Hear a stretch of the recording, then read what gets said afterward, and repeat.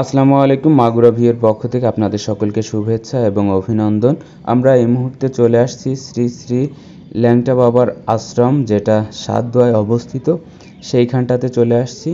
আপনাদেরকে দেখানোর চেষ্টা করছি এই ল্যাংটা বাবার আশ্রমটি কেমন আছে, কি অবস্থায় আছে, কতটা পরিবর্তন হয়েছে, সেই কারণে আপনাদেরকে এই ভিডিওটা দেখানোর চেষ্টা করছি এবং এই ল্যাংটা বাবা আশ্রমের পরিবেশ এবং পরিস্থিতি কোন পর্যায়ে আছে, কেমন আছে, সেটাই দেখানোর চেষ্টা করছি।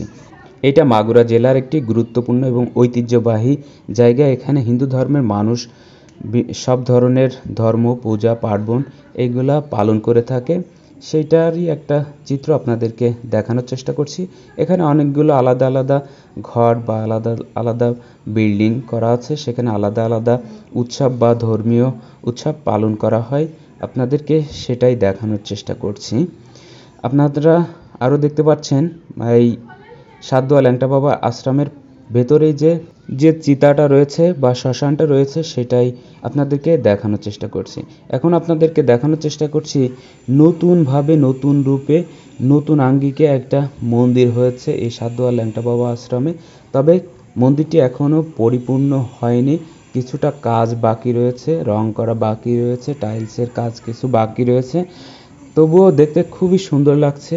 স্থাপনাটি খুবই নতুনত্ব আছে এই স্থাপনার ভেতরে এবং কারুকার্য সজ্জিত, খুবই দারুণ একটা মন্দির হয়েছে ল্যাংটা বাবার আশ্রমে। সেটাই আপনাদেরকে দেখানোর চেষ্টা করছি। দেখতে সত্যিই খুবই দারুণ লাগছে যে মাগুরা শহরের ভেতরে, পৌরসভার ভেতরে দারুণ একটা মন্দির হয়েছে। পুরাতন যে মন্দিরটি ছিল সেই মন্দিরটি আপনাদেরকে দেখানোর চেষ্টা করছি। খুবই কালারফুল এবং খুবই দেখতে সুন্দর লাগছে। তার পাশেই যে বট গাছটি রয়েছে, যেখানে হিন্দু ধর্মের মানুষরা এসে বিভিন্ন ধরনের পুজো বা মানত করে থাকেন, সেইটারই চিত্র আপনাদেরকে দেখানোর চেষ্টা করছি। অনেকগুলো ঘটি এখানে সাজিয়ে রাখা হয়েছে। বিভিন্ন ধরনের পুজো বা বিভিন্ন ধরনের মানত বা বিভিন্ন ধরনের হিন্দু ধর্মের কাজ এখানে করা হয়, সেটারই চিত্র আপনাদেরকে দেখানোর চেষ্টা করছি। এবং এই বট গাছটি খুবই পুরনো এবং ঐতিহ্যবাহী একটা বট গাছ।